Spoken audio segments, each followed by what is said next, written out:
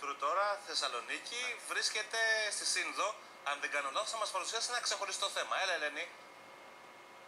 Στον Πετάλοφο είμαστε, πολύ κοντά στη Σύνδο, έξω από την Θεσσαλονίκη μερικά χιλιόμετρα και σήμερα, Χρήστο, νομίζω ότι η θερμοκρασία στη Θεσσαλονίκη είναι συν 5 βαθμούς. Νομίζω ότι συμφωνείς. Ναι, βεβαίως. Συν 5 πάνω. Συν 5, τέτοια πες μου. Αχ, Ελενάκη, δεν τα θερμοκρασία ξέραμε να αυτά, πούμε, δεν τα ξέραμε αυτά. Ελένη, δεν τα ξέραμε. Μέχρι την Λοιπόν, Κυριακή.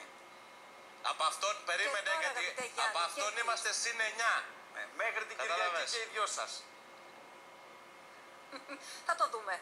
Ναι. Λοιπόν, να σας γνωρίσουμε σήμερα μερικούς ακόμη πρωταθλητές.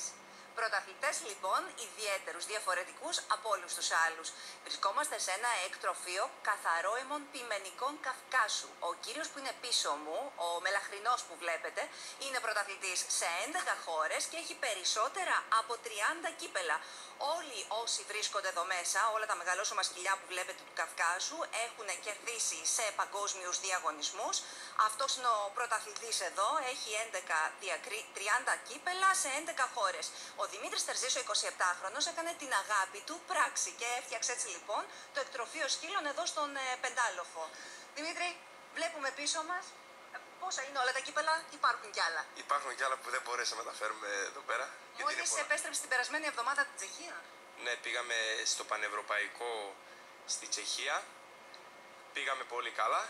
Γυρίσαμε πήγαμε. ευχαριστημένοι. Σε μια κατηγορία, στη κατηγορία Junior θηλυκά, από 15 συμμετοχές βγήκαμε τέταρτη. Και αυτό είναι πολύ ευχάριστο για μας, γιατί το σκυλάκι είναι το πιο μικρό στην κατηγορία και από ό,τι δείχνει έχει πολύ μέλλον μπροστά του. Ο Σουλτανάτ που κρατά στο χέρι σου, σκυλί Καυκάσου, πρωταθλητής κι αυτός. Ναι, ο Σουλτανάτ Καυκάσου, εισαγωγή από Ρωσία.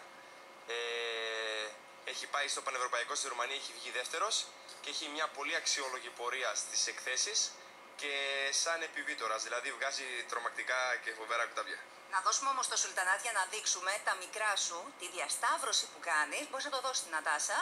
Να σας δείξουμε λοιπόν τις επόμενες γενιές. Γιατί κάνει διασταυρώσεις μόνος του ο Δημήτρης για να βγάλει, από ό,τι ο ίδιος μας λέει, καλύτερες ράτσες και από αυτές των Ρώσων που μάλιστα είναι περιζήτητα και στη ρώσικη αγορά. Εκτός από την Ελλάδα που τα ζητάνε γιατί είναι πολύ καλοί φύλακες και σε εξοχικά. Να το. Σαρκουδάκι.